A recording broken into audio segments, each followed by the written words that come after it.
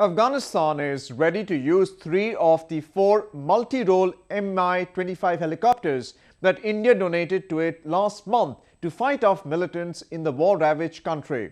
The Afghan Defense Ministry said on Wednesday that the helicopters have been assembled and now will be used in the ongoing Helmand battle for the first time. India had handed over the 3 helicopters to Afghanistan in December last year during the Indian Prime Minister Narendra Modi's visit to Kabul. The 4th helicopter is expected to be delivered soon.